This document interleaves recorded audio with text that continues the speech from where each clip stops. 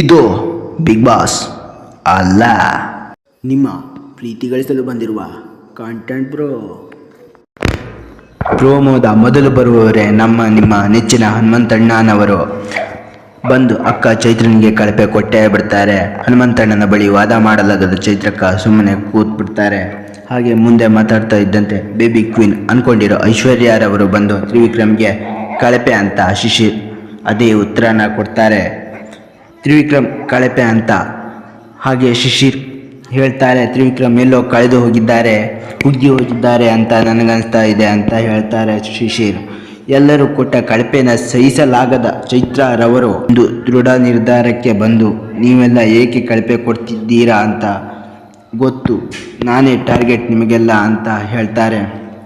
ಅದರ ಮೊದಲು ಮಂಜಣ್ಣ ಕಳಪೆ ಕೊಟ್ಟು ಚೈತ್ರಾಗೆ ರೀಸನ್ ಕೊಡುವಾಗಲೇ ಚೈತ್ರ ತಮ್ಮ ಭಾಷಣವನ್ನು ಮುಂದುವರಿಸುವಾಗ ಮಂಜಣ್ಣನವರು ನಾನೀಗ ಮಾತಾಡಲೇಬೇಡ ಅಂತ ಮಾತಾಡಿ ಮುಗಿಸೇ ಹೋಗ್ತಾರೆ. ಹಾಗೆ ತ್ರಿವಿಕ್ರಮ್ಗೆ 4 ಓಟು, ಚೈತ್ರಾಗೆ 4 ಓಟು ಬಿದ್ದು ಕಳಪೆ ಬಟ್ಟೆಯನ್ನು ಧರಿಸಿಕೊಂಡು ವಾದಗಳನ್ನು ಮಾಡುತ್ತಾ ಜೈಲಿಗೆ ಅಣ್ಣ ತಂಗಿ ಹೋಗ್ತಾರೆ. ಒಳಗೆ ಹೋಗಿ ಜೈಲೊಳಗೆ ಒಂದು ಸ್ಕೆಚ್ ರೆಡಿ ಮಾಡಿ ಅದನ್ನು ಸುರೇಶ್ ಅಣ್ಣ ಅಂದರೆ ಕ್ಯಾಪ್ಟನ್ಸಿಗೆ ಹೇಳ್ತಾರೆ. ಈ ಮನೆಗೆ ರೂಲ್ಸ್ ಬ್ರೇಕ್ಗಳನ್ನು ಮಾಡ್ತೀವಿ, ಜೈಲ್ ಕಂಬಿಯಿಂದ ಹೊರಗೆ ಬರ್ತೀವಿ, ಏನೋ ಮಾಡ್ಕೊಳ್ತೀಯ ಅಂತ ತ್ರಿವಿಕ್ರಮ್ ಆ್ಯಂಡ್ ಚೈತ್ರ ಹೇಳ್ತಾರೆ.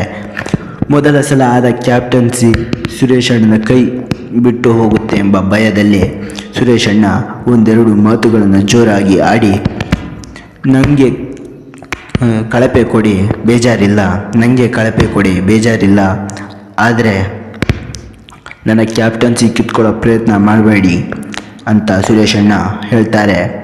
ಅದನ್ನು ಒಂದು 4 ಸಾರಿ ಹೇಳಿರೋ ಕಾರಣಕ್ಕೆ ತ್ರಿವಿಕ್ರಮ್ ಎಷ್ಟು ಸಾರಿ ಹೇಳ್ತೀಯಾ ಅಂತ ಬೈತಾರೆ. ಹಾಗೆ ಪ್ರೋಮೋದ ಕೊನೆ ಹಂತದಲ್ಲಿ ತ್ರಿವಿಕ್ರಮ್ ಆ್ಯಂಡ್ ಚೈತ್ರ ಕಂಬಿಯಿಂದ ಹೊರಬರಲು ಪ್ರಯತ್ನಿಸುತ್ತಿರುವಾಗ ಭವ್ಯ ಗೌಡರವರು ಓಡಿ ಬಂದು ತಡೆಯಲು ಪ್ರಯತ್ನಿಸುತ್ತಾರೆ.